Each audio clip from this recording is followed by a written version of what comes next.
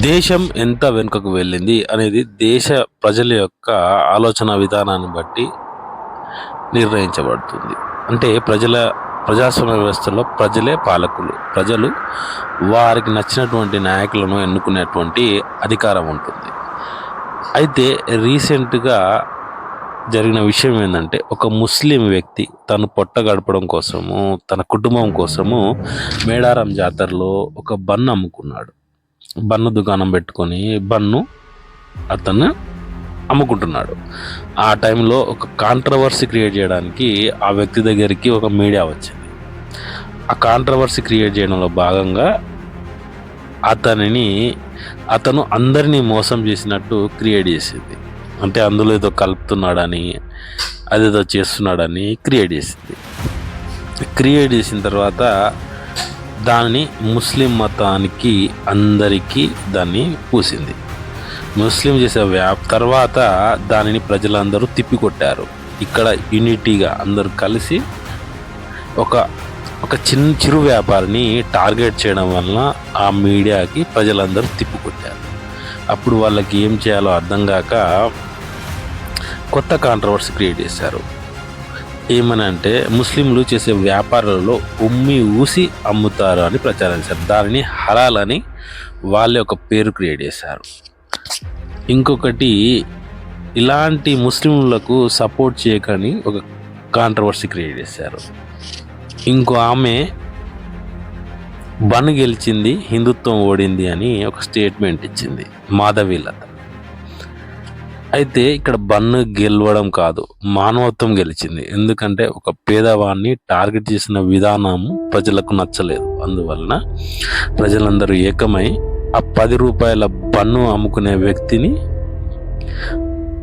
అందరూ కాపాడడానికి ప్రయత్నించారు. ఇంకా కొంచెం ముందుకు వెళ్ళి ఈ బన్ను వివాదం కొంచెం ముందుకు వెళ్ళి హిందువుల స్పెర్మ్ కౌంట్ తగ్గుతుంది అని ఒక కాంట్రవర్సీ క్రియేట్ చేశారు. తర్వాత ముస్లింలకు ఎక్కువ పిల్లలు పుడుతున్నారు అని కూడా మాట్లాడారు. చూడండి, ఎక్కడి బన్ను, ఎక్కడి మేడారం జాతర, ఎక్కడి కాంట్రవర్సీ, ఇది ఎంత దూరం వెళ్తుంది చూడండి. ఒక ఛానల్ టార్గెట్ చేయడము, ఆ తర్వాత సెకండ్ స్టెప్లో ముస్లింల వ్యాపారాలలో ఉమ్మి వేస్తారనడం, తర్వాత ఇలాంటి వాళ్ళకి ముస్లింలకే సపోర్ట్ చేయకండి అనడం, తర్వాత స్పెర్మ్ కౌంట్ దాకా రావడం. చూడండి ఒక్కొక్కటి. తర్వాత బంగ్లాదేశ్కి మారణకాండకు లింక్ చేశారు. బంగ్లాదేశ్లో మారణకాండలో హిందువులు చనిపోయారు, అతనికి ఏం సంబంధమే లేదు యాక్చువల్లీ. ఎందుకంటే ప్రతి దేశానికి సొంత రాజ్యాంగం ఉంటుంది. సొంత రాజ్యాంగంలో అన్యాయం పట్ల, అరాచకాల పట్ల అక్కడ వాళ్ళు నిర్ణయిస్తారు. దాన్ని బట్టి, రాజ్యాంగం బట్టే ప్రతి దేశంలో కూడా పాలన అనేది జరుగుతుంది.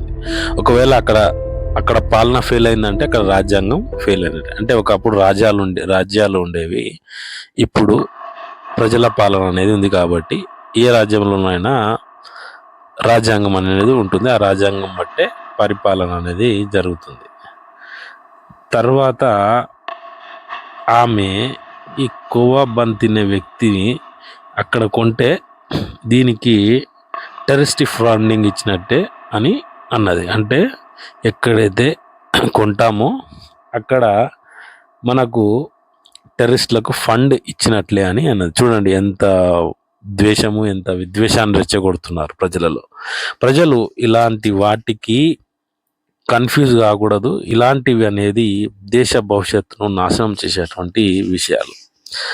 ఇంకా చెప్పాలంటే భారతదేశము ముస్లిం కంట్రీస్తో చాలా మంచి వ్యాపార సంబంధాలు ఉన్నాయి. ఉదాహరణకు మలేషియాతో భారతదేశము ఒక సంవత్సరానికి 1,50,000 కోట్ల బిజినెస్ చేస్తుంది. సంవత్సరానికి ఆలోచించండి, 1,50,000 కోట్ల బిజినెస్ మలేషియాతో.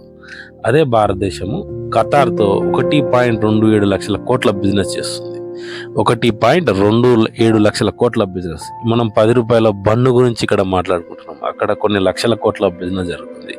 యుఏఈతో 25,000 కోట్ల బిజినెస్ ఎవ్రీ ఇయర్ జరుగుతుంది. అది 2030లో 17 లక్షల కోట్ల బిజినెస్ ప్లానింగ్ ఉంది. అప్పటి వరకు టార్గెట్ అంతా. అంటే ఇవి చిన్న ఉదాహరణలకు ఇది చాలా చాలా మంచిగా ఆలోచించేటువంటి విషయాలు ఇవన్నీ.